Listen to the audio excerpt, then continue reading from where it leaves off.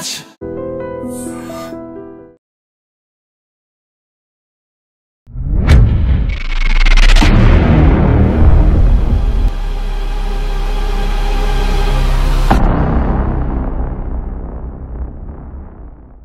Welcome to layers of.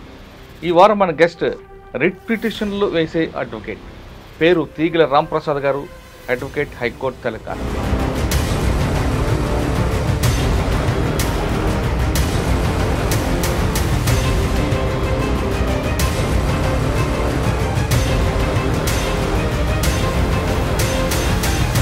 Ramprasad గారు, ఎక్కువగా మీకు రిట్ పిటిషన్ రాంప్రసాద్ గారు అంటుంటారు, కొంతమంది లిటిగేషన్ కూడా అంటుంటారు. ఇటీవల సిరిసిల్ల కలెక్టర్ గారి విషయంలో ట్రాన్స్ఫర్ కూడా, కానీ మీరు వేసిన రిట్ పిటిషన్ దానికి కొంచెం ఇంపాక్ట్ పడింది అనేది కూడా వాడుతుంది. నేను అనేది ఏంటంటే, అధికారులు అనేది కేవలం సిస్టంలో ఒక భాగం. ఫస్ట్ సిస్టమ్ని అర్థం చేసుకోవాలి.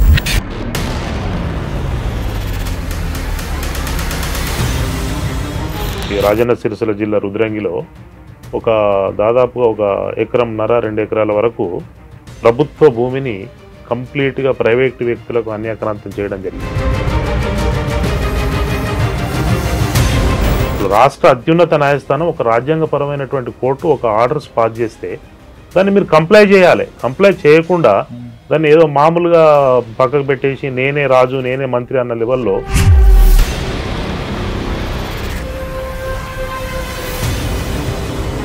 కానీ మీరు పొలిటికల్ నుండి రాజకీయ రావడానికి మధ్యలో ఇంకో కొంత స్టోరీ ఉంది మీది. జనశక్తి వాళ్ళతో ఉనికి కోసం, మా పార్టీ నిర్మాణం కోసం అక్కడ ఒక బలమైనటువంటి శక్తిగా ఉన్నటువంటి ఒక వ్యక్తిని మనం ఎలిమినేట్ చేస్తే పార్టీకి కొంచెం లాభం జరుగుతుంది అనుకున్నారో ఏమనుకున్నారో. ఆ విధంగా 1992 జూలై 27 రోజు మా బ్రదర్ను ఒక బర్త్డే పార్టీకి వెళ్ళి కిష్టంపేటకు వెళ్ళి, చందుర్తి మండల్, అక్కడి నుంచి మళ్ళీ తిరిగి వేములవాడకు వచ్చే క్రమంలో అక్కడ దళం అటాక్ చేసి మా ఊరికి తీసుకొచ్చేసి మా అన్నను అత్యంత దారుణంగా చంపారు.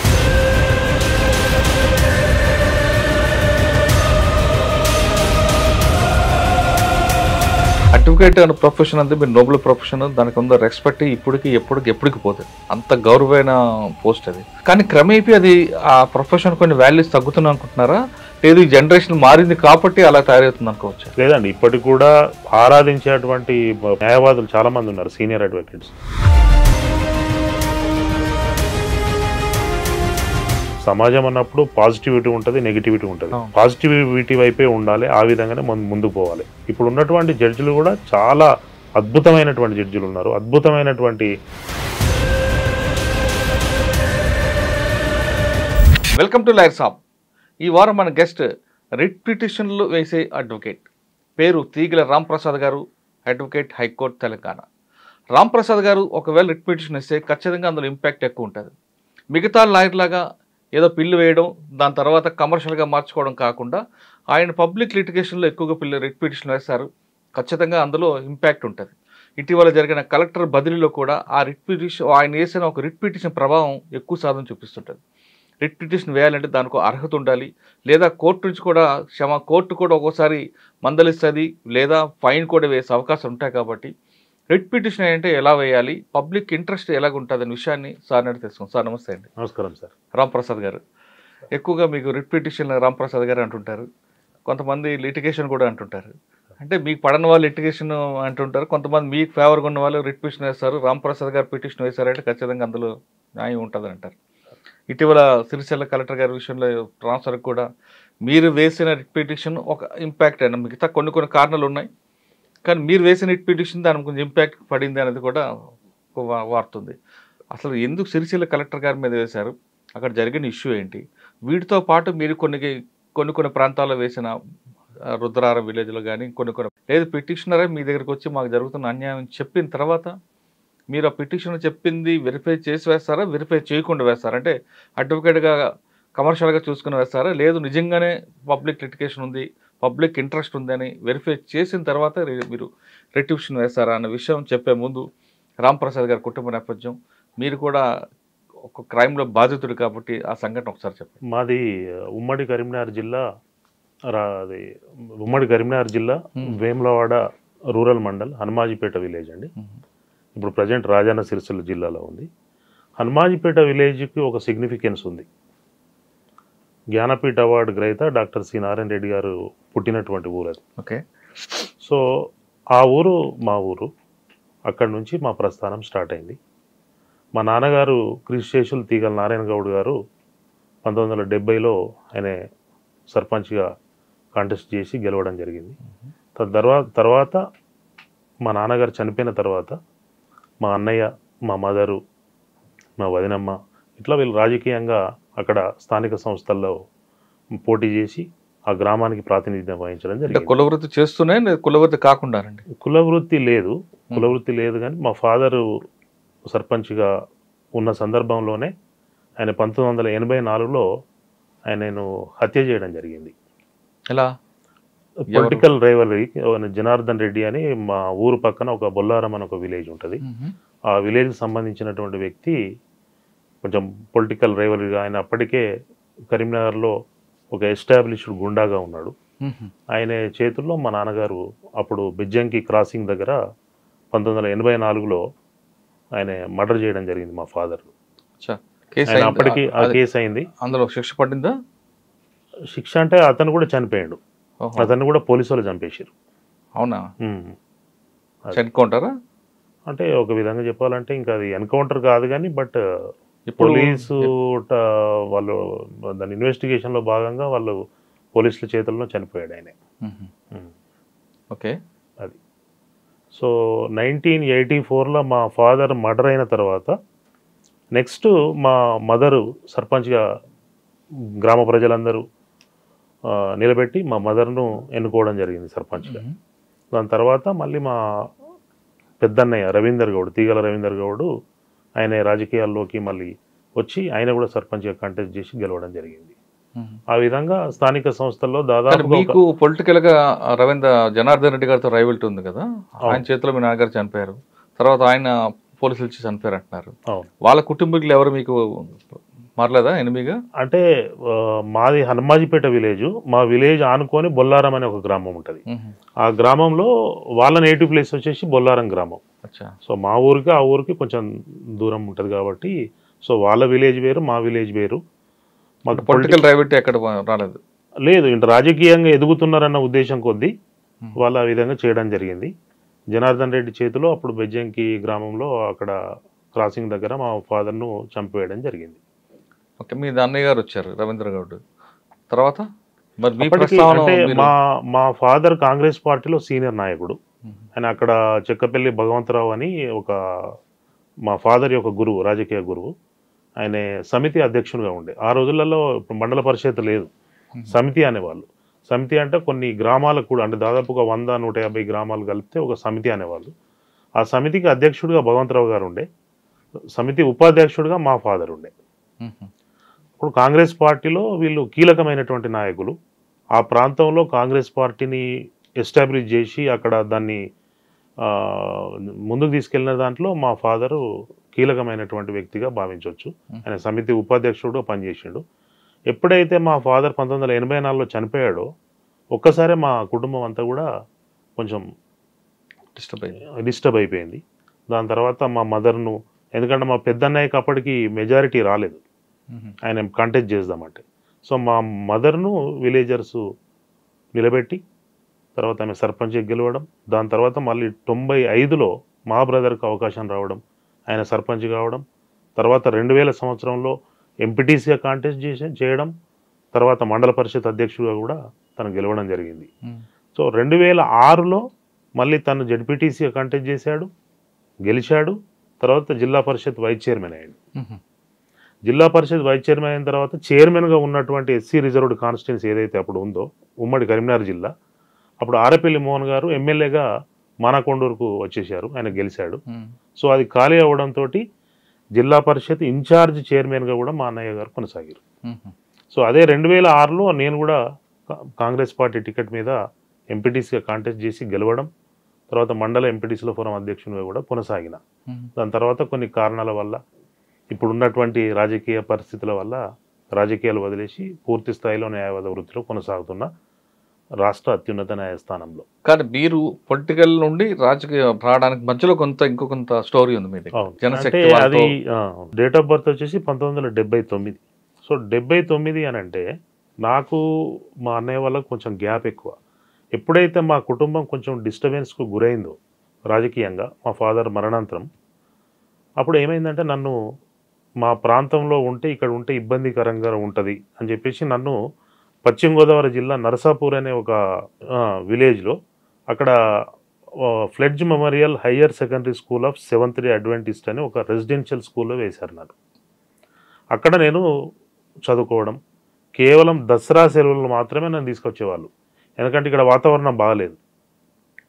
సో ఆ సందర్భంలో మా ఫాదరు చనిపోయిన తర్వాత మా కుటుంబం మీద చాలా ఒత్తిడులు వచ్చినాయి.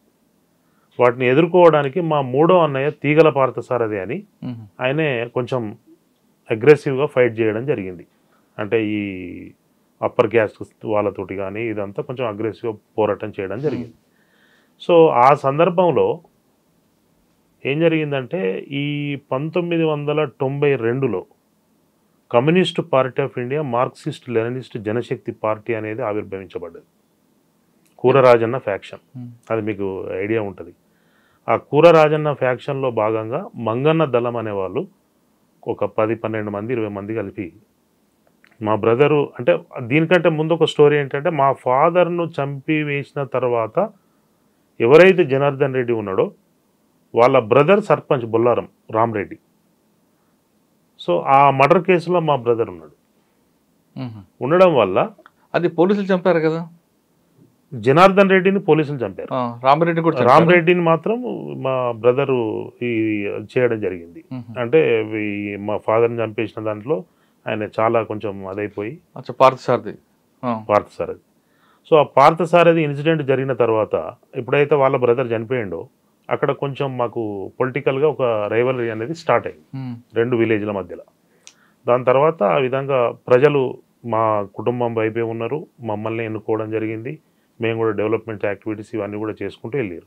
సో ఈ సిచ్యువేషన్స్లో నన్ను ఇక్కడ ఉంచొద్దని చెప్పేసి నన్ను తీసుకెళ్ళి ఒక నర్సాపూర్లో పెట్టారు. సో నాకు ఇక్కడ పెద్ద టచ్ ఏం లేదు. సో 1992లో మరి కొన్ని అనివార్య కారణాల వల్ల అప్పుడు పార్టీ కొత్తగా ఎమర్జ్ అయింది, జనశక్తి పార్టీ. సో ఉనికి కోసం, మా పార్టీ నిర్మాణం కోసం అక్కడ ఒక బలమైనటువంటి శక్తిగా ఉన్నటువంటి ఒక వ్యక్తిని మనం ఎలిమినేట్ చేస్తే పార్టీకి కొంచెం లాభం జరుగుతుంది అనుకున్నారో ఏమనుకున్నారో. తర్వాత కొంతమంది అగ్రవర్ణాల కాన్స్పిరసీ కూడా దానికి తోడైంది. ఆ విధంగా 1992 జూలై 27 రోజు మా బ్రదర్ను ఒక బర్త్డే పార్టీకి వెళ్ళి కిష్టంపేటకు వెళ్ళి చందుర్తి మండల్, అక్కడి నుంచి మళ్ళీ తిరిగి వేములవాడకు వచ్చే క్రమంలో అక్కడ దళం అటాక్ చేసి మా ఊరికి తీసుకొచ్చేసి మా అన్నను అత్యంత దారుణంగా చంపడం జరిగింది. ఊర్లోనే చెప్పారా? ఊరు పొలిమేరులో చంపారు. అంటే మీ ఇంట్లో ఇద్దరు చనిపోయారు. 84లో ఫాదర్ చనిపోయాడు, 92లో మా బ్రదర్ చనిపోయాడు. మరి ఈ నేపథ్యంలో మీరు లా చేయాలని ఎందుకు అనుకున్నారు? మీరు కూడా రాజకీయంగా వెళ్ళి వాళ్ళ మీద పగ సాధిద్దాం అనుకోలేదా? నేను అనుకోలేదు. ఈ లా చేయడానికి ఒక బలమైన కారణం నాకు ఉన్నది, చిన్నతనంలోనే నాకు నాటుకుపోయింది. ఎప్పుడైతే మా బ్రదరు 1985లో ఆ మర్డర్ కేసులో ఆయన మన వరంగల్ సెంట్రల్ జైల్లో ఉండే, నేను అప్పుడు నర్సాపూర్లో హాస్టల్లో చదువుకుంటున్నాను. మా మదర్ సెలవులకు నన్ను తీసుకొని వచ్చేటప్పుడు వరంగల్లో ఆగాము మేము. అయిన తర్వాత సెంట్రల్ జైలుకి వెళ్ళాము.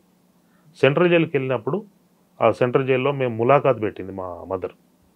పెట్టినప్పుడు పోలీసు వాళ్ళు కొంచెం అప్పుడు చిన్న చూపుగా అందరూ పక్క జరగండి, అక్కడ కూర్చోండి, అది ఇది అని చెప్పేసి మమ్మల్ని పక్కన కూర్చొని పెట్టారు. మాకు అవకాశం కల్పించలే అంత తొందరగా. సో అప్పుడే ఒక వ్యక్తి ఒక స్కూటర్ మీద ఒక అడ్వకేటు బ్లేజర్ వేసుకొని వచ్చాడు. అక్కడికి వచ్చినప్పుడు ఆ పోలీసు వాళ్ళతోటి మాట్లాడిన తీరు కానీ, ఆ జైలర్ తోటి ఆయన మాట్లాడే తీరు కానీ, చట్టం గురించి పూర్తి అవగాహనతోటి ఒక కమాండ్ తోటి మాట్లాడి అక్కడ తన క్లయింట్ని ఆయన కలిసి మాట్లాడి వెళ్ళిన తీరు నాకు బాగా నాటుకపోయింది. అప్పుడు నేను మా మదర్ని అడిగిన, ఎవరమ్మా ఈయనంటే ఈయన వకీలు, వీళ్ళు వకీళ్ళు, అంటే ఇక్కడ చట్టం మీద వీరికి పూర్తి అవగాహన ఉంటుంది వీళ్ళకు, సో వాళ్ళు అట్లా ఆ విధంగా మాట్లాడతారు, వాళ్ళు అంటే గౌరవిస్తారు పోలీసు వాళ్ళు అని చెప్పేసి మా మదర్ నాకు చెప్పడం జరిగింది. సో అది నాకు ఎక్కడో కొంచెం నాటుకపోయింది. నాటుకపోయి అది ఆ విధంగా బ్యాక్గ్రౌండ్లో రన్ అవుతుంది. ఖచ్చితంగా ఒక లాయర్ కావాలన్నటువంటి ఒక ఆశయం స్టార్ట్ అయింది అప్పుడు. దాని తర్వాత కాలానుగుణంగా మన 2006లో కాంగ్రెస్ పార్టీ అవకాశం ఇవ్వడం, టికెట్ ఇవ్వడం. అప్పుడు మా మాజీ పార్లమెంట్ సభ్యులు సత్యనారాయణరావు గారు ఉన్నారు కదా, మా ఫాదర్కి అత్యంత సన్నిహితులు వాళ్ళు, ఎం సత్యనారాయణరావు గారు. వారు పిలిచి టికెట్ ఇవ్వడం. అప్పుడు జిల్లాలోనే అత్యధిక మెజారిటీతో గెలిచినప్పుడు హనుమాజీపేట్, బొల్లారం 2 విలేజెస్ కలిపి ఎంపీటీసీగా నేను కాంటెస్ట్ చేసి గెలవడం జరిగింది. దాని తర్వాత మండల ఎంపీటీసీల ఫోరం అధ్యక్షునిగా కూడా చేశాను. తెల్ల షర్టు విడిచిపెట్టి నల్లకోట ఎందుకు వేసుకున్నారు మరి?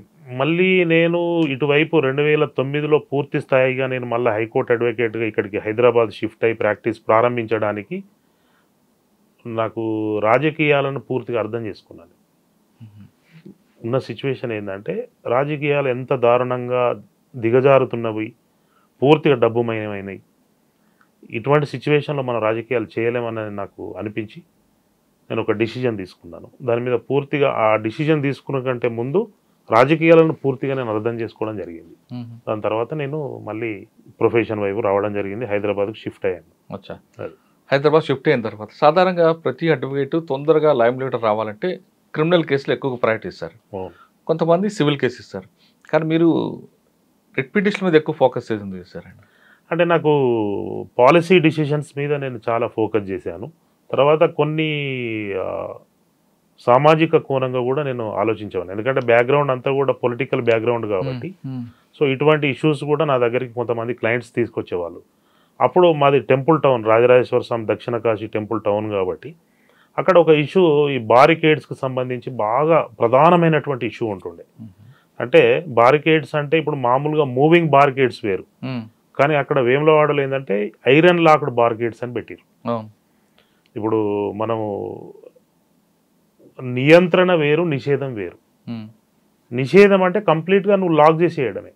నువ్వు అక్కడికి ఏ వ్యక్తి పోవడానికి కానీ, బండ్లు మన వెహికల్స్ వెళ్ళడం కానీ ఎలాంటి మూమెంట్ ఉండదు. అదే నీవు మూవింగ్ బారికేడ్స్ అంటే మనకు సమయానుకూలంగా దాన్ని పక్కకు జరిపేసి వెళ్ళిపోవచ్చు.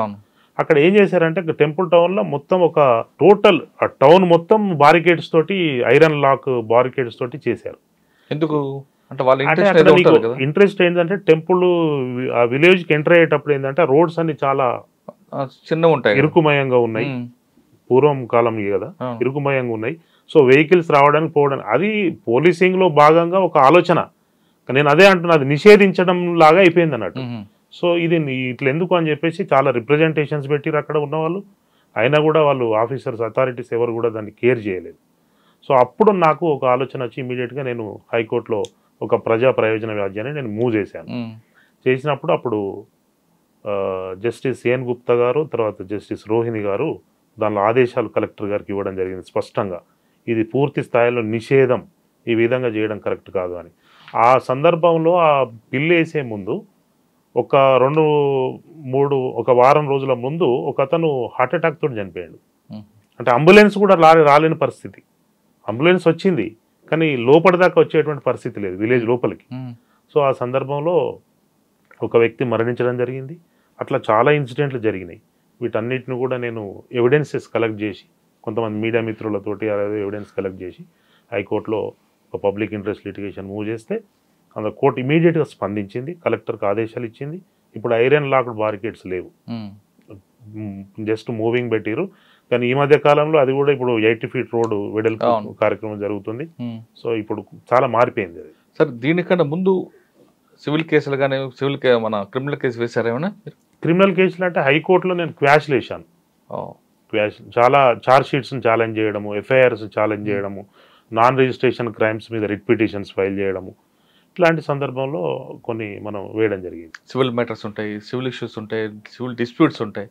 ఆ కేసులు మీ దగ్గరకు వచ్చినప్పుడు మీరే చూస్తారా లేదా ఇంకెవరికైనా డైరెక్ట్ చేస్తారు? సివిల్ కేసులు హైకోర్టులోకి సంబంధించి సిఆర్పీలు కానీ లేదంటే సివిల్ మ్యాటర్స్ ఏవి ఉన్నా కూడా నేనే చేస్తాను. లోయర్ కోర్టు ప్రాక్టీస్ నేను చేయను కానీ హైకోర్టు ఎక్స్క్లూజివ్.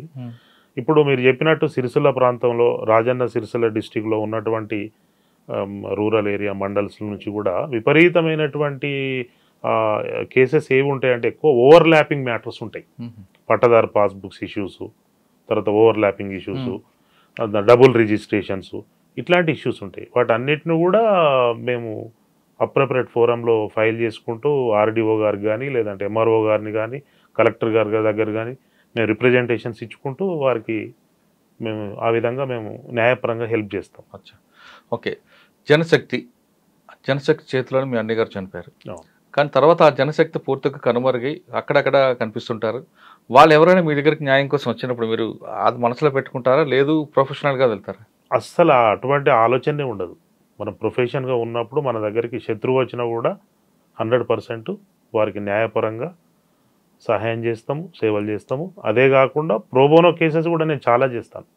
ప్రతి ఇయర్ నేను కంపల్సరీగా పేదవాళ్లకు, ఆర్థికంగా ఇబ్బందులు ఉన్నవాళ్ళు, హైకోర్టు వరకు రాలేని పరిస్థితిలో ఉన్నవాళ్ళు, వాళ్ళందరికీ మేము సహాయ సహకారాలు న్యాయపరంగా ఎలాంటి సహాయ సహకారాలైనా చేయడానికి నేను ముందు ఉంటాను.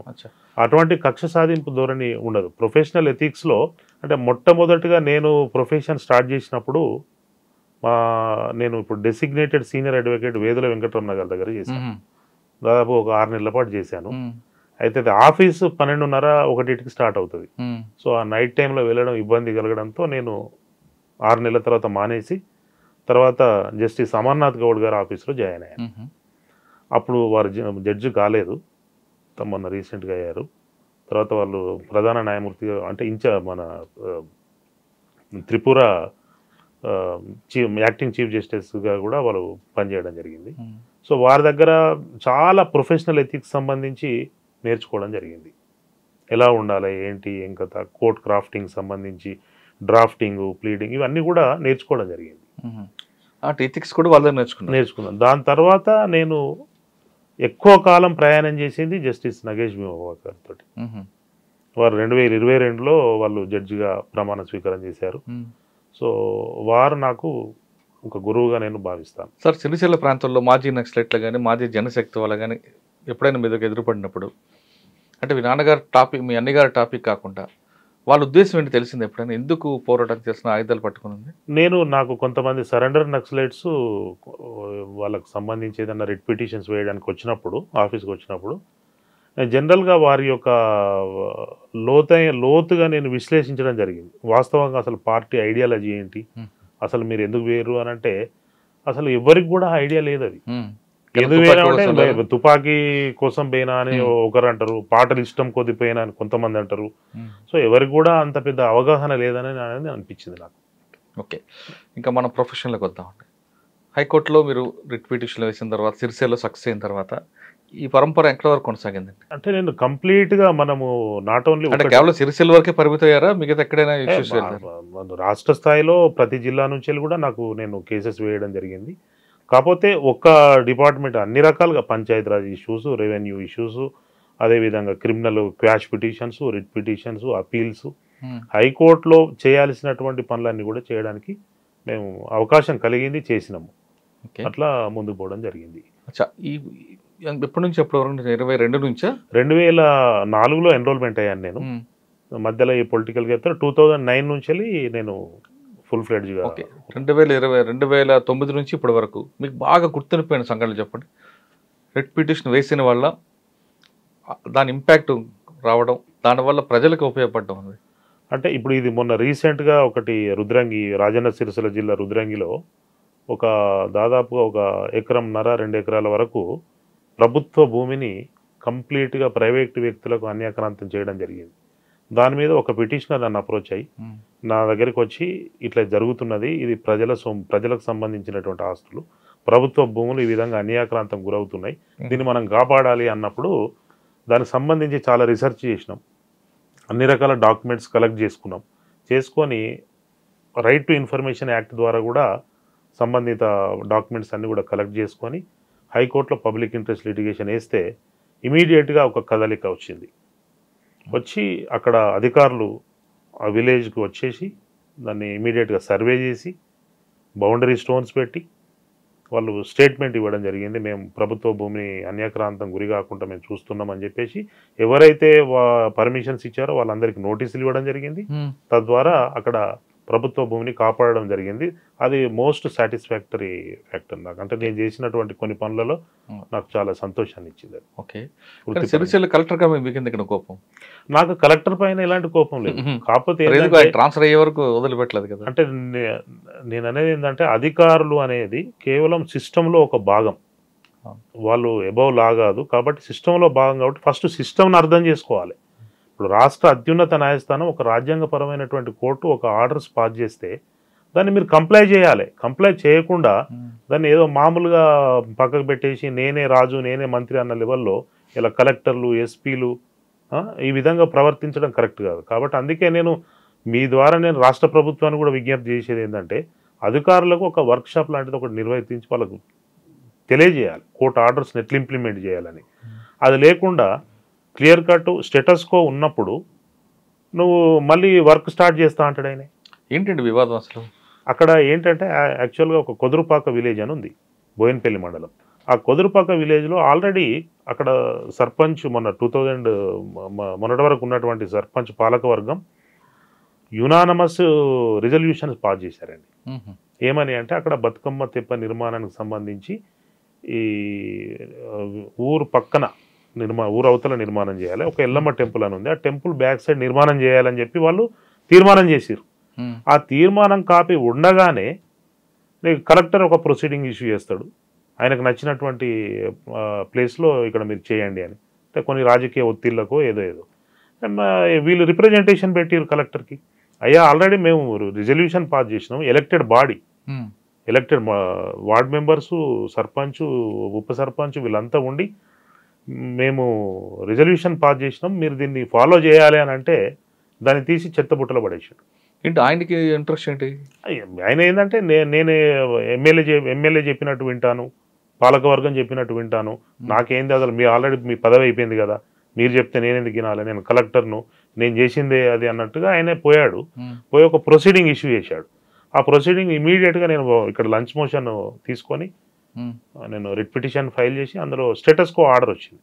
స్టేటస్ కో ఆర్డర్ వచ్చిన తర్వాత ఆ ఆర్డర్ను మేము కాపీ తీసుకొని పిటిషనర్ డైరెక్ట్ జిల్లా కలెక్టర్ ఆఫీస్కు, ఇంటిగ్రేటెడ్ కలెక్టర్ ఆఫీస్కి వెళ్తే 4:30 నుంచి 7:30 దాకా అక్కడే కూర్చుండబెట్టి ఆ ఆర్డర్ కాపీ ఇట్లా చూసి పక్కకు పడేసి.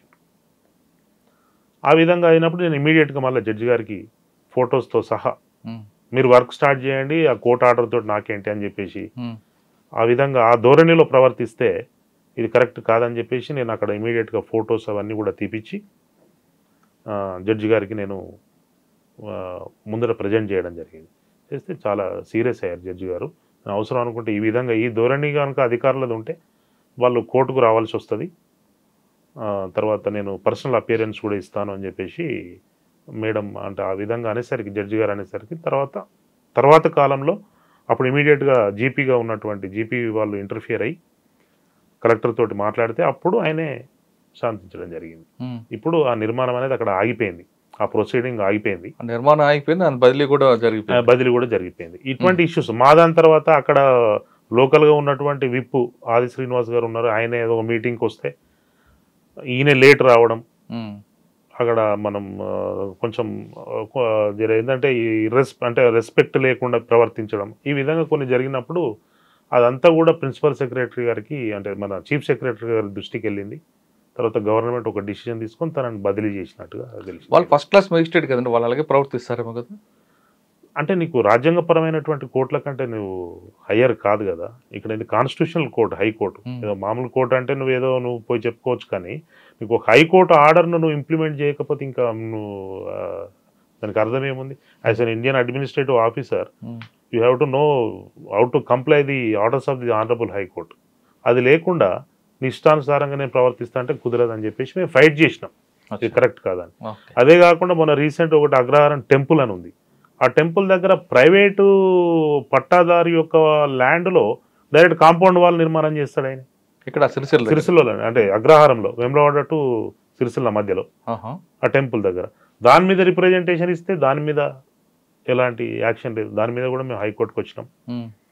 సో ఈ విధంగా కొన్ని ఇన్సిడెంట్స్ జరిగిన తర్వాత ఆ విధంగా ఆయన బదిలీకి కొన్ని ఇది కూడా ఒకటి కారణం ప్రాముఖ్యంగా అంటే ప్రముఖ పాత్ర పోషించిందని చెప్పొచ్చు. ఓకే సార్, సాధారణ రిట్ పిటిషన్లు చేసేవాళ్ళు మీ దగ్గరికి నిజంగా బాధితులు వస్తారు, కొంతమంది లిటిగేషన్ పెట్టుకొని ఏదో మనసులో ఉండి వ్యక్తిగత కారణాలతో వ్యక్తిగత విభేదాలతో మీ దగ్గరికి వస్తారు. మీరు ఆ రెండిట్లో క్లారిటీ తీసుకుంటారా ముందు? ఫస్ట్ మా దగ్గరికి ఒక క్లయింట్ వచ్చినప్పుడు ఆయన ఇష్యూ చెప్తే ఆ ఇష్యూని అంతా కూడా మేము క్షుణ్ణంగా వింటామండి. విన్న తర్వాత మీ దగ్గర ఇలాంటి డాక్యుమెంట్స్ ఉన్నాయి, సంబంధిత సపోర్టివ్ డాక్యుమెంట్స్ ఏంటి అని చెప్పేసి మేము కలెక్ట్ చేసుకుంటాం. వాటిని కూడా వెరిఫై చేస్తాం. చేసి అందులో మెరిట్ ఉంటే డెఫినెట్గా దీనిలో మనం ఈ ప్రయత్నం చేద్దామని చెప్పేసి అప్రోప్రియేట్ ఫోరంలో ముఖ్యంగా హైకోర్టులో రిట్ పిటిషన్స్ ఫైల్ చేయడం, దాని మీద చేస్తారు. కరెక్టే, కానీ మెరిట్ లేకుండా కొంతమంది వస్తారు, డబ్బులు ఎంత ఖర్చు పెడతామంటే వాడికి ఇబ్బంది పెట్టాలని. అప్పుడు ఏం చేస్తారు అంటే ఇప్పుడు ఒక అడ్వకేట్గా మన దగ్గరికి ఏ క్లయింట్ వచ్చినా ఫస్ట్ ఆఫ్ ఆల్ ఇమీడియట్గా మనం యాక్సెప్ట్ చేయాలి. ఎందుకంటే అది ప్రొఫెషనల్ ఎథిక్లో ఒక భాగం. నేను చేయను అని నేను రిజెక్ట్ చేయలేను. మన దగ్గరికి వచ్చినప్పుడు ఏమేమి డాక్యుమెంట్స్ ఉంటే ఆ డాక్యుమెంట్స్ తోటి హైకోర్టులో మనం ఫైల్ చేసినప్పుడు మెరిట్ ప్రకారం జడ్జి గారు ప్రవర్తిస్తారు. ఆ రకంగా ఆర్డర్స్ వస్తాయి. కరెక్ట్, లేదంటే రావు. అవును, కానీ ఒక్కోసారి మెరిట్ లేకుండా మీరు వేశారనుకోండి, కోర్టు కూడా ఒక్కొక్కసారి యాక్షన్ వేస్తుంటారు. 100% వేస్తుంటారు. నువ్వు కోర్టు టైం వేస్ట్ చేసావు కాబట్టి ఫైన్ వేస్తారు, తర్వాత ఫైన్ వేస్తారు. జడ్జి మన అడ్వకేట్స్ కూడా మందలిస్తారు, వేస్ట్ చేస్తున్నారు అనవసరంగా, మీరు ఇది వెరిఫై చేసుకోవాలి కదా, ఇందులో లోకస్ స్టాండీ లేదని అంటారు, డిస్మిస్ చేస్తారు. అప్పుడు మీకు మీ ప్రొఫెషన్ కి మీకు ఇబ్బంది అవుతుంది కదా. 100% అవుద్ది. 100% అవుతుంది. అందుకే మనం ఏంటంటే స్టార్టింగ్ స్టేజ్లో ఇటువంటి అన్ని కూడా యాక్సెప్ట్ చేసుకుంటూ పోతాం. వన్స్ ఒకసారి ఎక్స్పీరియన్స్ గెయిన్ అయినప్పుడు కొంచెం స్లోగా రిజెక్ట్ అవుతా ఉంటాయి కేసెస్. చూద్దాంలే, చేద్దాం, మనం ఇంట్లో డాక్యుమెంట్స్ లేవు అని చెప్పి సున్నితంగా కొంచెం తిరస్కరించడం జరుగుతుంది.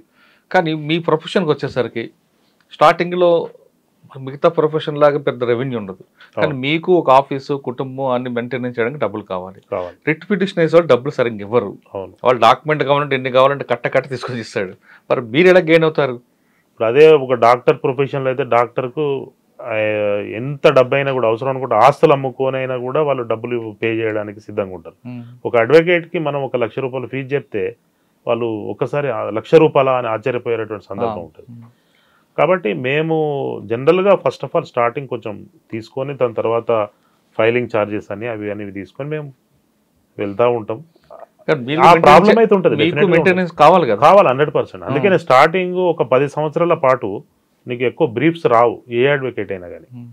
ఎందుకంటే అది నీకు లోయర్ కోర్టు నుంచి హైకోర్టు రావడానికి ఫిల్టర్ అవ్వకుండా వస్తాయి. ఈ పర్ఫెక్ట్గా చేయగలుగుతాడా, చేయలేడా, ఇంతకుముందు ఎక్స్పీరియన్స్ ఉందా లేదా, ఎన్ని కేసులు చేయగలిగిండు అనేది ఇవన్నీ కూడా వాళ్ళు ఒక అంచనాకు వచ్చి అప్పుడు నీకు కన్సిస్టెన్సీ కూడా చాలా చూస్తారు. ఎన్ని సంవత్సరాల పాటు ఈయన ఎక్స్పీరియన్స్గా హైకోర్టులో చేశాడు అనేది. అంత ఓపిక ఉండాలి కదా, మీరు ఉండాలి. ఆ కన్సిస్టెన్సీ అనేది అడ్వకేట్కి ఉండాలి ముఖ్యంగా. అది లేకపోతే మాత్రం ఇమీడియట్ డబ్బులు కావాలంటే రావు. ఇది అలాంటి ప్రొఫెషన్ కాదు. ఇక్కడ చాలా జాగ్రత్తగా, చాలా ఓపిక ఉండాలి. అందుకే నేను ముఖ్యంగా ఏమంటానంటే మా గురువు గారు నగేష్ భీమప్ప గారు చెప్తారు నాకు ఎప్పుడన్నా కూర్చున్నప్పుడు కూడా, న్యాయవాది అనే వ్యక్తి నిత్య చైతన్యాన్ని ప్రదర్శించాల్సి ఉంటుంది. ఎందుకనంటే మనం ఒక కేసు మన దగ్గరకు వచ్చినప్పుడు నీ లోపల ఒక చైతన్యం కనుక లేకపోతే నువ్వు హైకోర్టుకి వెళ్ళలేవు. ప్రతిరోజు నీకు ఒక మోటివేషన్ అనేది ఉండాలి. నేను లేవాలా, ఆ కేసు గురించి నేను కొట్లాడాలి. ఇప్పుడు ఒక బాధితురాలు నా దగ్గరికి వచ్చింది, నా కొడుకు తప్పిపోయిందండి, మీరు ఒక రిట్ పిటిషన్, మీరు హెబియస్ కార్పస్ రిట్ పిటిషన్ మీరు ఫైల్ చేయండి అన్నప్పుడు, సరే చూస్తాను లేనమ్మా అని చెప్పి నేను స్లోగా అయిపోయి నేను మెల్లిగా కోర్టుకు వెళ్ళి చేసి అట్లా కుదరదు. ఆమెకి ఎంత బాధ ఉన్నదో ఆ బాధను మనం కూడా ఆవాహనం చేసుకోవాలి. అంటే ఇంపతి చూపించి ఆ మోటివేషన్ తోటి మనం ముందుకు వెళ్ళాలి. అంటే ఖచ్చితంగా బాధితురాలు వచ్చినప్పుడు సింపతి, ఎంపతి రెండు మస్ట్ మనకి 100% ఉండాలి. బాధింపబడ్డ వాళ్ళ గురించి మనం బలంగా మన వాయిస్ను వినిపించాలి కోర్టులో కూడా. మన దగ్గర ఉన్నటువంటి నల్ల కోర్టు మనం ధరించిందే అందుకు. కాబట్టి జడ్జి గారి దగ్గర వీలైనంత వరకు బాధితుల తరపున, బాధితుల పక్షాన తరపున ఎలాంటి భయభ్రాంతులకు లోను కాకుండా మనకున్నటువంటి ఎవిడెన్సెస్ తోటి కోర్టు ముందు మనం వారి యొక్క వాదనను వినిపించేటువంటి పరిస్థితి ఉండాలి. సార్, మీరు ఓ లెజెండ్స్ దగ్గర పనిచేశారు. నగేష్ గారు కానీ, లేదంటే వేదల వెంకటరమణ గారు కానీ, అమర్నాథ్ గారు, వీళ్ళందరూ లెజెండ్స్. వాళ్ళు ఇంటికి నేను చాలా, అంటే మీరు చెప్పిన కొన్ని పేర్లు నేను చూసా. మన నగేష్ గారు దగ్గరికి వెళ్ళదు కానీ అమర్నాథ్ గారు వీళ్ళని చూసా. అర్ధరాత్రి వాళ్ళ ఇంటికి వెళ్ళి తలుపు పెడితే బాధితులు ఎవరైనా వాళ్ళ పక్షాన్ని నిలబడతారు. వాళ్ళు ముందు భోజనం చేసామని అడిగేవారు. పక్షాన్ని నిలబడమే కాకుండా వాళ్ళకి ట్రాన్స్పోర్ట్కి కూడా డబ్బులు ఇచ్చి పంపించిన సందర్భాలు ఉన్నాయి. ఆ జనరేషన్ వేరు. ఇప్పుడు జనరేషన్ నా దగ్గరికి, మీ దగ్గరికి రావాలంటే ముందు అపాయింట్మెంట్ తీసుకుంటా కానీ మీరు నాకు టైం ఇవ్వరు. దానికి ఒక ఫీజు కూడా పెట్టారు. ఇది ఎంతవరకు కరెక్ట్ అంటారు? అంటే వాస్తవంగా అది కరెక్ట్ కాదండి. ఎందుకంటే ప్రొఫెషన్ పరంగా ఇది ఒక నోబెల్ ప్రొఫెషన్. మన దగ్గరికి బాధింపబడ్డ వాళ్ళే వస్తారు ఒక న్యాయవాది దగ్గరికి. ఈ అపాయింట్మెంట్స్ అనేది ఏంది అంటే ఒక సమయం.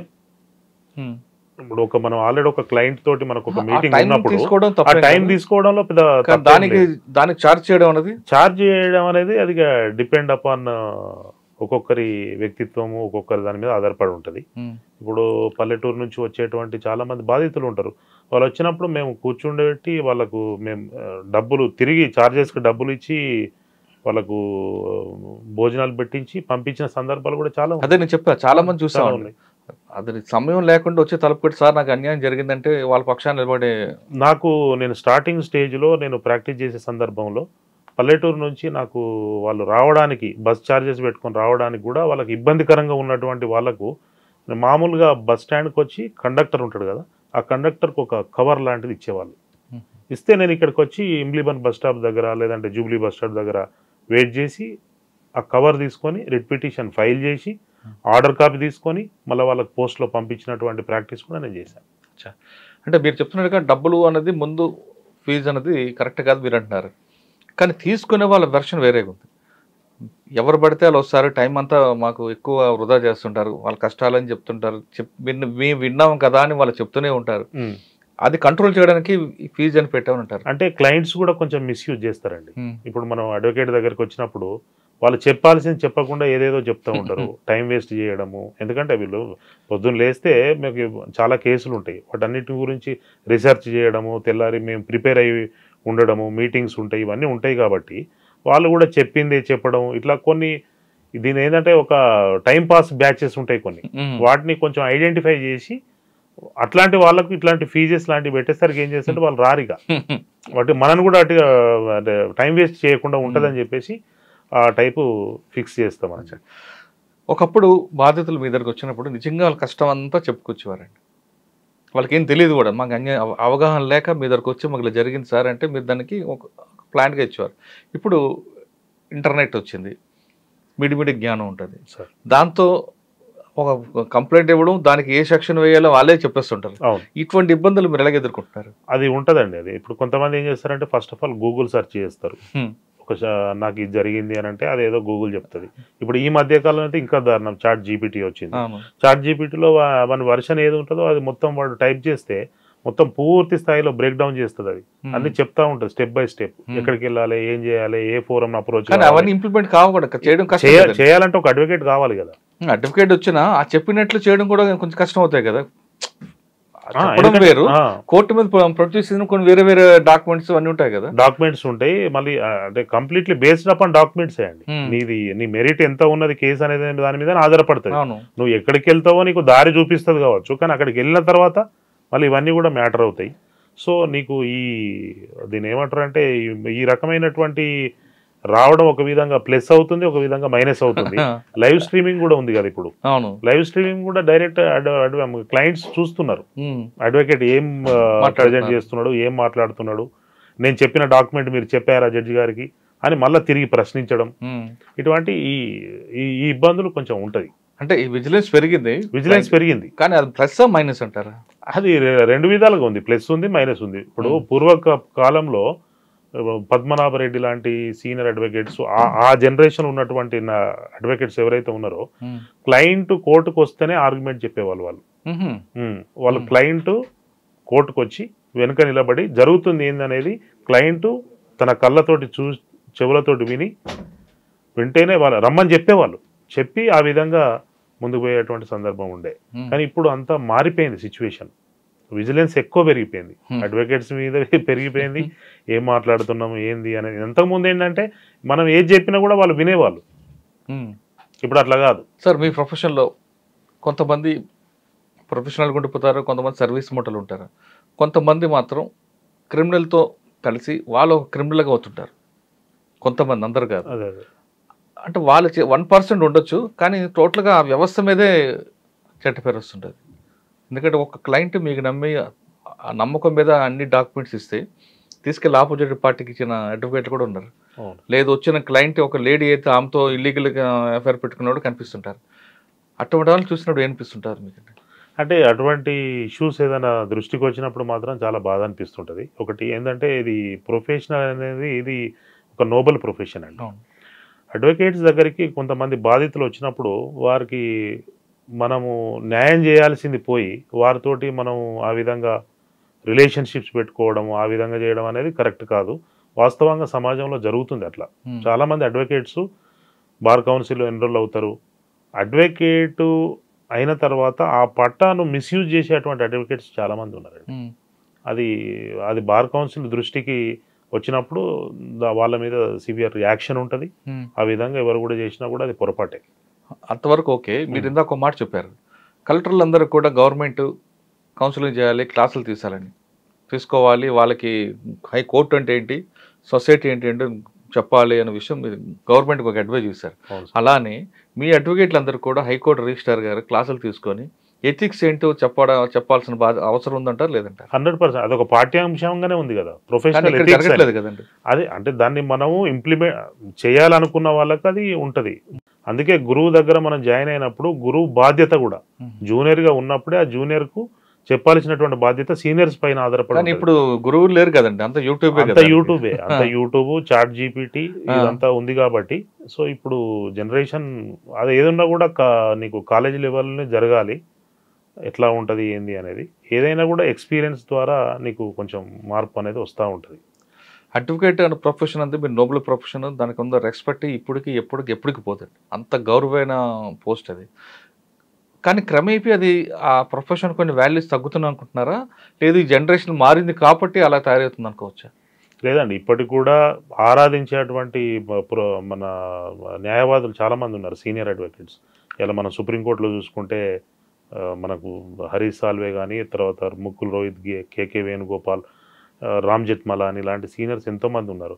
అలాగే పొలిటీషియన్గా ఉండి తర్వాత జడ్జి అయినటువంటి జస్టిస్ కృష్ణయ్యర్ గారు కానీ, ఇప్పుడున్నటువంటి జడ్జిలలో కూడా చాలామంది ఈ రంగంలో నిష్ణాతులైనటువంటి జడ్జిలు చాలామంది ఉన్నారు. వారి యొక్క ఇన్స్పిరేషన్ తీసుకొని మనం ముందుకెళ్ళాలి. సమాజం అన్నప్పుడు పాజిటివిటీ ఉంటుంది, నెగిటివిటీ ఉంటుంది. మనం పాజిటివిటీ వైపే ఉండాలి, ఆ విధంగానే ముందుకు పోవాలి. ఇప్పుడు ఉన్నటువంటి జడ్జిలు కూడా చాలా అద్భుతమైనటువంటి జడ్జిలు ఉన్నారు, అద్భుతమైనటువంటి ఈరోజు తీర్పులు వస్తున్నాయి. కాకపోతే ఏంటంటే ప్రభుత్వాలు మిషనరీ ఇదంతా సిస్టమ్ కాబట్టి ఆ సిస్టమ్ ఒకరికొకరు సహకరించుకుంటూ పోవాలి. ఒక కాన్స్టిట్యూషనల్ కోర్టు ఆర్డర్స్ వచ్చినప్పుడు వాటిని కంప్లై చేసేటువంటి బాధ్యత అధికారుల పైన ఉంటుంది. తద్వారా ఎందుకంటే ఇక్కడ ఈగోకు పోవాల్సినటువంటి అవసరం లేదు, మనం మింగిలైపోవాలి, సిస్టంలోకి అనుగుణంగా మనం వెళ్ళిపోవాలి. ఆర్డర్స్ను కంప్లై చేయకుండా దాన్ని మనం ఇష్టారాజ్యంగా నేనే రాజు నేనే మంత్రి అన్న లెవెల్లో ఇలా అధికారులు ఉండడం కరెక్ట్ కాదు. ఆ విధంగా వాళ్ళ లోపల మార్పు రావాలి. ఆ విధంగా వచ్చినప్పుడు డెఫినెట్గా అవుతుంది. కోర్టు ఆర్డర్స్ను ఖచ్చితంగా ఇంప్లిమెంట్ చేయాలి, కంప్లై చేయాలి. చేసినప్పుడే సమాజం గౌరవం ఉంటుంది, డెమోక్రసీ కూడా అది చాలా మంచిది. అదేవిధంగా నా పర్సనల్ ఉద్దేశం ఏంటంటే భారత రాజ్యాంగం అనే ఏదైతే బుక్ ఉందో అది ఒక గ్రంథం. అది ఆ బుక్ను మనం 10th క్లాస్ స్టూడెంట్స్కు పాఠ్యాంశంగా కూడా పెట్టాలి సార్. తెలవాలి, భారత రాజ్యాంగం గురించి ప్రతి ఒక్కరు తెలుసుకోవాల్సినటువంటి అవసరం ఉంది ఇవాళ. ఎందుకంటే దాని మీద అవగాహన చాలామంది నేను అడిగాను, భారత రాజ్యాంగం అంటే తెలుసా అంటే అదేంటిది అని ఆశ్చర్యంగా అడిగిన వాళ్ళు కూడా చాలామంది ఉన్నారు. ఎవరికి తెలియదు, చాలామంది తెలియదు, భారత రాజ్యాంగం అంటే కూడా తెలియదు, వారి హక్కులు ఏంటి అనేది కూడా తెలియదు. భారత రాజ్యాంగం ద్వారా ప్రతి పౌరునికి సంక్రమించేటువంటి హక్కులు, ప్రాథమిక హక్కులు, directive principles of state policy, అసలు మనం ఏ విధంగా ఉండాలి, ఏంది, మనం ఏం చేయాలా, మన హక్కులు ఏంది, మనకి ఏదైనా జరిగినప్పుడు ఒక బాధితునిగా ఏ ఫోరంను మనం అప్రోచ్ కావాలి అనేది ఏది చాలా మందికి తెలియదు, ఆ అవగాహన లేదు. ఆ అవేర్నెస్ తేవడానికి కీలక భూమిక కానీ ప్రధాన పాత్ర వహించాల్సింది ప్రభుత్వాలే. ప్రభుత్వం చేయాలి, చేసినప్పుడు డెఫినెట్గా. అందుకే మనం ఈ న్యాయ సదస్సులు అనేది గ్రామ స్థాయిలో పెట్టాలి, మండల స్థాయిలో పెట్టాలి, జిల్లా స్థాయిలో పెట్టాలి, ఆ విధంగా చేయాలి. ఇంకోటి పేదవాళ్ళు ఉంటారు, వాళ్ళు ఉన్నత న్యాయస్థానానికి ఆర్థికంగా రాలేకపోతుంటారు. రానప్పుడు వాళ్ళకి లీగల్ సర్వీసెస్ అథారిటీస్ ఉంటాయి, జిల్లాలో ఉంటుంది, మండల స్థాయిలో ఉంటుంది, నీకు రాష్ట్ర స్థాయిలో హైకోర్టులో కూడా ఉన్నది. వాళ్ళు అక్కడ అప్రోచ్ అయ్యి వాళ్ళు లీగల్గా వాళ్ళు సర్వీసెస్ తీసుకోవచ్చు. సార్, పేదవాళ్ళ గురించి టాపిక్ ఇస్తారు కాబట్టి ఒక ఇష్యూ జరిగింది అనుకోండి, ఏదో ఒక ఊర్లో అదే కేసు బాగా డబ్బు కూడా జరిగిందంటే ఆయన వెంటనే హైకోర్టుకు వెళ్ళి క్వాష్ చేసుకోవచ్చు, అక్కడ రిజెక్ట్ అయితే సుప్రీంకోర్టుకు వెళ్తాడు. కానీ పేదవాడు హైకోర్టుకు వెళ్ళాలన్నా క్వాష్ గురించి అనిస్తాం, ఇందాక మీరు చెప్తున్నట్టుగా వాళ్ళకి సమాచారం ఉండదు, హైకోర్టుకు వెళ్ళలేరు, సుప్రీంకోర్టుకు అసలు వెళ్ళలేరు. కానీ సుప్రీంకోర్టుకి సామాన్యుడు కూడా రావాలని ఒక నిబంధన ఉంది. కానీ సుప్రీంకోర్టుకి సామాన్యుడు వెళ్ళాలంటే ఆయన దగ్గర డబ్బులు లేకపోతే ఏం చేయాలి? అదే అందుకే ఇప్పుడు నేను అదే చెప్తున్నాను. ఫస్ట్ ఆఫ్ ఆల్ ఏంటంటే ప్రభుత్వాలు మన సిస్టమ్ ఎట్లా పనిచేస్తుంది, న్యాయ వ్యవస్థ ఏ విధంగా పనిచేస్తుంది ఒక అవగాహన గ్రామ స్థాయి నుంచి కల్పించాలి. అవును, న్యాయ సదస్సుల ద్వారా ఏం చెప్తాం మనం, నీ హక్కులు ఇవి, నీ హక్కులు భంగం కలిగినప్పుడు రాజ్యాంగపరమైనటువంటి కోర్టులు ఉంటాయి, ఆ కోర్టులో మీరు రిట్ పిటిషన్ ద్వారా హైకోర్టులో మీరు ఫైల్ చేసుకోవచ్చు, తద్వారా జడ్జెస్ విచారిస్తారు, తర్వాత ఆర్డర్స్ పాస్ చేస్తారు మ్యాండమస్. ఈ విధంగా మనం వాళ్ళని అవేర్నెస్ క్రియేట్ చేసినాం. కానీ డబ్బు నోటికి అవకాశం వస్తుంది కదండి. సో హైకోర్టుకు వెళ్ళాలని సుప్రీంకోర్టుకు వెళ్ళాలని డబ్బులతో కూడుకున్న పని ఇది. అంటే అందుకే ఇక్కడ లీగల్ సర్వీసెస్ అథారిటీ అనేది తీసుకొచ్చారు. అందుకే ఇప్పుడు హైకోర్టు ఉంది, హైకోర్టు లీగల్ సర్వీసెస్ కమిటీ అని ఉంటుంది, అక్కడికి వెళ్ళొచ్చు. నువ్వు నా దగ్గర డబ్బులు లేవు, నేను పేదవాడిని, నాకు న్యాయం కావాలని చెప్పి నేను వచ్చానని చెప్పేసి మీరు అక్కడ అప్రోచ్ అయితే అక్కడ ఒక అడ్వకేట్ను, ఒక ప్యానల్ లాయర్ను మీకు అసైన్ చేస్తారు. చేస్తే అతను కొట్లాడతాడు. ఎందుకంటే నేను కూడా ఒక ప్యానల్ లాయర్నే. అదేవిధంగా సుప్రీంకోర్టు కూడా ఉంది, సుప్రీంకోర్టు కూడా ఉంది, అట్లే జిల్లా స్థాయిలో కూడా ఉంది. సో ఈ విధంగా సర్వీసెస్ వీళ్ళు చేసుకోవచ్చు. కానీ అది ఉన్న విషయం ఎవరు తెలియాలి. Government role important. అప్పుడు న్యాయశాఖ కానీ తర్వాత ఇక్కడ జనరల్ ప్రభుత్వాలు ఏం చేయాలంటే కీలక పాత్ర పోషించాలి, ఈ విధమైనటువంటి అవేర్నెస్ క్రియేట్ చేయాలి. దానిలో అడ్వకేట్ల కూడా పాత్ర ఉంటుంది, వారు కూడా చేయాలి. మేము లా స్టూడెంట్గా ఉన్నప్పుడే అప్పుడు జస్టిస్ భాస్కర్రావు గారిని ఒక విలేజ్ తీసుకొచ్చి అప్పుడు మేము లీగల్ ఎయిడ్ క్యాంప్స్ చేసినాం. చేసినప్పుడు మనం ప్రజలకు తెలియజేస్తాం. వాళ్ళు నిరుద్యోగులు అంటే వాళ్ళకి ఏంటంటే చదువు రాని వాళ్ళు ఉంటారు, వాళ్ళకు అర్థమయ్యే భాషలో మనం చెప్పాలి, మీ హక్కులు ఇవి, ఈ విధంగా మీరు పోండి, మీకు జరిగినప్పుడు. ఇప్పుడు ఒక పోలీస్ స్టేషన్కి వెళ్ళినప్పుడు ఒక కంప్లైంట్ ఇస్తావు, లాడ్జ్ చేస్తావు, చేసినప్పుడు సబ్ ఇన్స్పెక్టర్ అంటే అది దాన్ని రిసీవ్ చేసుకొని ఆ కంప్లైంట్ మీద నువ్వు ఎఫ్ఐఆర్ చేస్తాడా లేదా, చేయకపోతే ఏం చేయాలా, నాన్ రిజిస్ట్రేషన్ చేయకపోతే ఏం చేయాలా, నెక్స్ట్ అది మనకు తెలిసి ఉండాలి. ఒక ప్రైవేట్ కంప్లైంట్ ఫైల్ చేస్తాం, ఒక లేదంటే ఎస్పీకి కంప్లైంట్ చేస్తాం, లేదంటే హైకోర్టుకు వస్తాం. ఈ విధంగా మనకు తెలిసి ఉంటే ఆ విధంగా వాళ్ళు ప్రజలు దాని సర్వీసెస్ను చేసుకోవాలి. మీరు పోలీస్ స్టేషన్ కంప్లైంట్ అన్నారు కాబట్టి ఒక ప్రశ్న వేస్తాను, కానీ మీకు సంబంధించింది కాదు, కానీ జనరల్గా క్వశ్చన్ అది. పోలీస్ స్టేషన్కి వెళ్ళి ఒక బాధితుడు కంప్లైంట్ ఇస్తాడు, తెలుగులో రాస్తాడు, కానీ ఎఫ్ఐఆర్ ఇంగ్లీష్లో వస్తుంది, ఛార్జ్షీట్ ఇంగ్లీష్లో వేస్తారు. కానీ ఛార్జ్షీట్ వేసే ముందు ఎంక్వైరీ ఎవడైతే అనుమానితున్నారో వాళ్ళకి ఎంక్వైరీ అంతా కూడా పోలీసులు తెలుగులోనే విచారిస్తారు, ఛార్జ్షీట్ ఇంగ్లీష్లో వేస్తారు. కోర్టులో ఆర్గ్యుమెంట్లు మీలాంటి వాళ్ళందరూ కూడా ఇంగ్లీష్లో మాట్లాడతారు, ఆఖరి జడ్జిమెంట్ కూడా ఇంగ్లీష్లో వస్తుంది. దీనివల్ల బాధితుడికి సంతృప్తి ఉంటుందా, నిందితుడికి సంతృప్తి ఉంటుందా? అంటే ఇది ఇప్పుడు మీరు మిగతా స్టేట్లు తీసుకోండి, ఎక్సెప్ట్ తెలుగు రాష్ట్రాలు కాకుండా మీరు తమిళనాడు కానీ, మలయాళం కానీ, కన్నడ కానీ, ఈ 3 స్టేట్లో, ఒరియా కానీ అన్నిట్లో లోకల్ లాంగ్వేజ్కి ప్రయారిటీ ఇస్తారు. ఇంకా మిగతా రాష్ట్రాలు హిందీ కాబట్టి అసలు డౌటే లేదు. కానీ ఇక్కడ మన దగ్గరికి నేను ఇచ్చిన కంప్లైంట్లో పోలీసులు దర్యాప్తు కరెక్ట్గా చేశారా లేదా అనేది నేను రాసిన తెలుగులో అయితే ఇంగ్లీష్లో ఉంటుంది, నాకు తెలియదు. ఆర్గ్యుమెంట్ మీరు ఇంగ్లీష్లో చేస్తారు, నాకు తెలీదు. సరే, జడ్జిమెంట్ వస్తుంది, జడ్జిమెంట్లో నిందితుడు కూడా తెలియదు నేను చేసిన తప్పుకి శిక్ష కరెక్ట్ పడిందా లేదనేది. ఎవరికి బెనిఫిట్ ఉంటుంది? ఇది వాస్తవంగా ఏంటంటే ఇది చాలా గంభీరమైనటువంటి విషయమే. ఇది వాస్తవంగా తెలుగులో కూడా ఉండాలండి, తెలుగులో ఉండాలి. ఎవరైతే ఐఓ ఉంటాడో, ఇన్వెస్టిగేటింగ్ ఆఫీసర్ ఎవరైతే ఉంటాడో, బాధితుడు వచ్చినప్పుడు అతనితో కూర్చుండబెట్టుకొని ఆ స్టేషన్ హౌస్ ఆఫీసరు తనకు తెలియజేసి ఇప్పుడు నువ్వు కంప్లైంట్ రిసీవ్ చేసుకున్న తర్వాత నువ్వు ఎఫ్ఐఆర్ రిజిస్టర్ చేసినప్పుడు నువ్వు ఛార్జ్ షీట్ ఫైల్ చేసే ముందు కూడా ఎవరైతే కంప్లైనెంట్ ఉంటాడో అతనికి చెప్పాలి కంటెంట్స్ ఏంది, ఏం కథ, నువ్వు చెప్పింది మేము ఈ విధంగా మేము కంప్లైంట్ తీసుకున్నాము, దీని ద్వారా మేము ఎఫ్ఐఆర్ క్రైమ్ రిజిస్టర్ చేసినాము, తర్వాత ఛార్జ్ షీట్ ఫైల్ చేసినాము అని చెప్పాలి ఆయనకు. తర్వాత మా దగ్గరికి ఒకవేళ క్వాష్ కోసం వచ్చినప్పుడు వాళ్ళకు కూడా వివరించి చెప్తాం మేము, ఏ విధంగా ఏ గ్రౌండ్ తీసుకుంటున్నాం మనం క్వాష్కి, జరిగింది ఏంది, నీ దగ్గర ఉన్నటువంటి సపోర్టివ్ డాక్యుమెంట్స్ ఏంటి అనేది మనం అతనికి తెలియజేస్తాము. కాకపోతే లోకల్ లాంగ్వేజ్లో ఉండడం వల్ల అడ్వాంటేజ్ ఉంటుంది, వాళ్ళకు తెలుస్తుంది ఏం జరుగుతుంది, న్యాయస్థానం మీద నమ్మకం కూడా పెరుగుతుంది. కాకపోతే ఇక్కడ మేము ఆర్గ్యూ చేస్తాం, మేము ట్రాన్స్లేషన్ చేస్తాం, అంటే జడ్జెస్ కన్వీనియంట్గా ఉండడానికి ట్రాన్స్లేషన్ చేస్తాం. ఫర్ ఎగ్జాంపుల్ తెలుగులో కంప్లైంట్ ఉంటుంది అనుకోండి, ఆ తెలుగును మేము ఇంగ్లీష్కి తర్జుమా చేసి మేము ఫైల్ చేస్తాం. చేసేటప్పుడు అది జడ్జెస్ వరకే. బట్ ఎవరైతే బాధితుడు ఉంటాడో ఆ బాధితుడికి తెలియాలంటే మనం చెప్పాలి, అడ్వకేట్స్ చెప్పాలి. అవును, ఈ కాపీ ఇంగ్లీష్లో కాకుండా తెలుగులో ఇవ్వచ్చు కదా ఎఫ్ఐఆర్ కాపీ. అది మార్పు అనేది అది మనకు ప్రభుత్వాలు తీసుకోవాలి. తర్వాత ఇవన్నీ కొంచెం సార్ దానివల్ల నష్టం ఉందంటారా లాభం ఉందంటారా? మీరు చెప్పినట్టు నష్టమే ఉంటుంది, ఎందుకంటే తెలియదు కదా. ఇప్పుడు నేను ఇచ్చిన కంప్లైంట్ ఒకటైతే అక్కడ ఇంగ్లీష్ లో వేరే ఉన్నది అనుకోండి. అది కాకుండా ఇంగ్లీష్ లో ఇస్తే, ఒకవేళ ఇంగ్లీష్ లో ఇస్తే వాళ్ళు ఏమంటారంటే మనం ఇప్పుడు ఒకే లాంగ్వేజ్ పరిమితం కాకూడదు కాబట్టి మీ ఇంగ్లీష్లో ఇస్తామని. కాకపోతే హైకోర్టు జడ్జెస్ దాన్ని ఐడెంటిఫై చేస్తారండి. ఫర్ ఎగ్జాంపుల్ మనం దాన్ని అంటే హైకోర్టు అడ్వకేట్గా మనకుండే అడ్వాంటేజ్ ఏంటంటే అడ్వకేట్ దాన్ని పాయింట్అవుట్ చేయాలా. ఫర్ ఎగ్జాంపుల్ కంప్లైంట్ వచ్చింది, కంప్లైంట్లో కంటెంట్స్ వేరే ఉంటాయి. అవును, ఇప్పుడు వాళ్ళు ఇంగ్లీష్లో వాళ్ళు ఎఫ్ఐఆర్ కాపీలో సెకండ్ పేజీలో ఇంగ్లీష్లో ఉంటుంది, ఇదే స్టోరీ అంతా ఇంగ్లీష్లో ఒక పారాగ్రాఫ్లో రాస్తాడు. అవును, రాసినప్పుడు మనం చెప్పొచ్చు, మనం ఐడియా దాన్ని పాయింట్అవుట్ చేయొచ్చు. నేను ఇచ్చిన కంప్లైంట్ ఒకటైతే దానికి డిఫరెంట్ గా వచ్చింది యాజ్ గా చేయడం అవదండి. దూకుడుగా దురుసుగా 304A జరిగింది అనుకోండి, దూకుడుగా దురుసుగా అనేది ఈ స్పీడ్ అండ్ నెగ్లిజెన్స్ యాక్ట్ అంటారు. ఇక్కడ వేరే కంటెంట్ కనిపిస్తుంది, అది మారిపోతుంది ఆటోమేటిక్ గా, యాజ్ గా రాదు.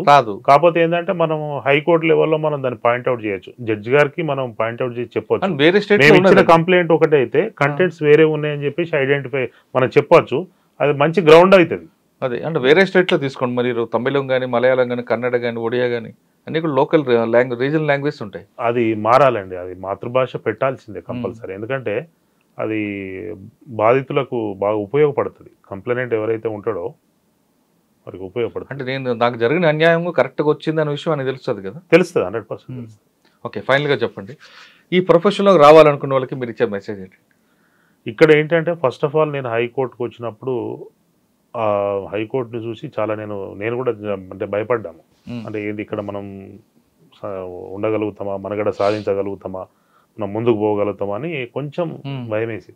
కానీ మనం ఒక నిత్య విద్యార్థిగా రెగ్యులర్గా మనం కరెంట్ అఫైర్స్ మీద కానీ చట్టం మీద అవగాహన కానీ తర్వాత సీనియర్స్ ఆర్గ్యుమెంట్ చేస్తూ ఉంటే మనం వెళ్ళి కూర్చొని నువ్వు కనుక మనం పర్ఫెక్ట్గా కోర్టు ప్రొసీడింగ్స్ని అబ్జర్వ్ చేసి నేర్చుకోగలిగే కెపాసిటీ ఉంటే మాత్రం డెఫినెట్గా పల్లెటూరు నుంచి వచ్చే వాళ్ళు కానీ లాంగ్వేజ్ ప్రాబ్లం ఉన్న వాళ్ళు కూడా సక్సెస్ కావడానికి ఎలాంటి అడ్డంకులు ఏమి ఉండవు. కష్టపడి పర్ఫెక్ట్గా నేర్చుకొని చేస్తా అంటే మాత్రం డెఫినెట్గా అవకాశాలు బాగా మెండుగా ఉంటాయి. కానీ కొంతమంది రాగానే డబ్బులు కావాలనుకుంటారు. డబ్బులు అంటే కొంచెం మినిమం నీడ్స్ అయితే ఉంటాయి కదా, అది చేసుకోవాలి. పూర్తిగా అదే ప్రాసెస్ని ఎంజాయ్ చేయాలి, స్టార్టింగ్ ప్రాసెస్ని ఎంజాయ్ చేయాలి, వర్క్ మీద ఫోకస్ చేయాలి. ఆటోమేటిక్గా అది డెఫినెట్గా కొంచెం టైం టేకింగ్. అందుకే ఈ లీగల్ ప్రొఫెషన్లో ఏంటంటే ఒక 10-12 సంవత్సరాలు 15 సంవత్సరాల పాటు స్ట్రగులింగ్ పీరియడ్ అనేది ఉంటుందండి ఎవరికైనా కానీ. పేదవాడికి న్యాయం చేయాలంటే ఈ ప్రొఫెషన్లో రండి అంటున్నారు రమాప్రసాద్ గారు. ఆయన చెప్తున్నట్లుగా ఇక్కడ రాగానే డబ్బులు రావు, కొంతకాలం పనిచేసిన తర్వాత అప్పుడు డబ్బులు పేరు రెండు ఒకేసారి వస్తాయంటూ చెప్తున్నారు. కానీ రాగానే డబ్బులు కావాలనుకుంటే ఈ ప్రొఫెషన్ కరెక్ట్ కాదు, దీనికి వేరే ప్రొఫెషన్కి వెళ్ళండి. లా అనేది నోబుల్ ప్రొఫెషన్ కాబట్టి చదువుకోవాలి, నిత్య విద్యార్థిగా ఉండాలనుకుంటే ఈ ప్రొఫెషన్ బెస్ట్ అంటున్నారు రమాప్రసాద్ గారు. ఇది ఈ వారం తీగల రమాప్రసాద్ గారితో ఎక్స్క్లూజివ్ ఇంటర్వ్యూ. వచ్చే వారం మరో గెస్ట్తో మళ్ళీ కలుద్దాం. అంతవరకు నమస్తే. Thank you very much. Thank you. And for more videos, please subscribe to iDream. Please subscribe to iDream. Please subscribe iDream. And please subscribe to iDream. For more videos, subscribe to iDream. please like, share and subscribe to the channel. Congratulations, iDream. Subscribe to iDream. Subscribe to iDream. So subscribe to iDream Media. iDream ki iDream team andarki huge congratulations. Please subscribe iDream Media. Please subscribe to iDream. Subscribe iDream. Please subscribe to iDream. iDream అంటే నా కళల ఛానల్ను subscribe చేసుకున్న నోరు తిరుగుతలేదు, మీరైతే గంట గుర్తు కొట్టండి. For more such videos, please subscribe to iDream. Subscribe to iDream. Please subscribe to iDream. Please subscribe iDream Media. Please do subscribe to iDream. Please subscribe to iDream Media. For best entertainment and information, please subscribe iDream. And don't forget to subscribe to iDream.